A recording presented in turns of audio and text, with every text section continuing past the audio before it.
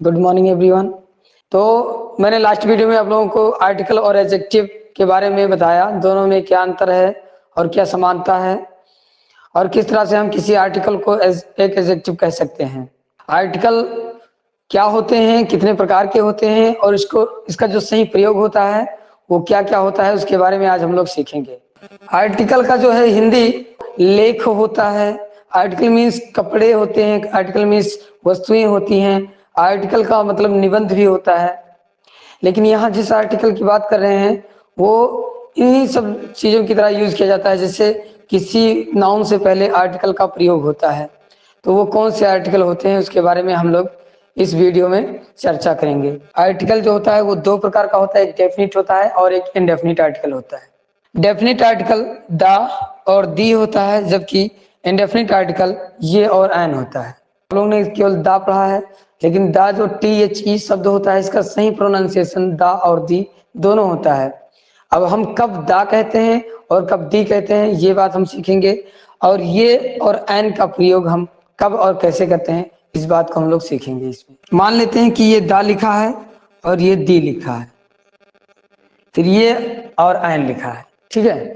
तो दा और दी का जो सही प्रयोग है वो ये है कि जब जिस तरह से हम लोग ये और एन का प्रयोग करते थे, ये और एन के प्रयोग को यदि हम ढंग से सीख पाते हैं, समझ पाते हैं ये और एन के प्रयोग को, तो दा और दी के प्रयोग को भी हम सीख पाएंगे ठीक तरह से। तो कोई भी नाउन जिसका हिंदी में प्रोनाउंसिएशन स्वर से शुरू हो, कोई भी नाउन जिसका हिंदी में प्रोनाउंसिएशन यानी कि उच्चारण हिंदी के स्वर से शुरू हो, तो उससे पहले हम एन का प्रयोग करते हैं। कि ऑरेंज का जो पहला अक्षर है हिंदी में वो ओ है और वो एक स्वर है।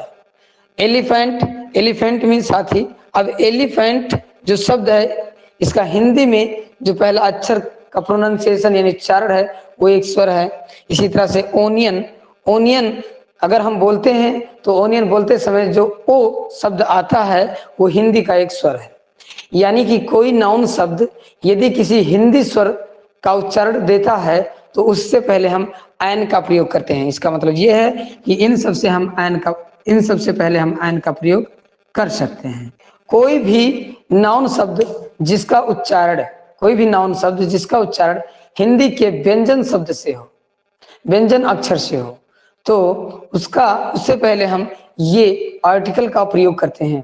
तो क्या होता है कि बुक, पेन, स्कूल ये सब नाउन है, और ये नाउन जो है इनका जो प्रोनाउंसिएशन है, उच्चारण है, वो हिंदी के व्यंजन से शुरू होता है। जैसे बा एक व्यंजन है तो इससे पहले हम ये का प्रयोग करेंगे। पेन लिखा हुआ है और पेन का पहला अक्षर पा है तो इससे पहले हम ये का प्रयोग करेंगे।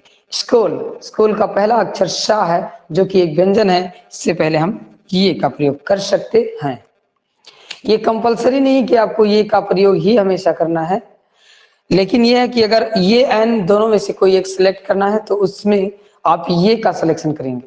जैसे कि मैंने कहा ऑरेंज, ऑरेंज जब मैंने कहा तो ऑरेंज का पहला अक्षर वो यानी कि एक स्वर है हिंदी में, और हिंदी में स्वर होने के नाते इससे पहले जो आर्टिकल यूज करेंगे वो है एन।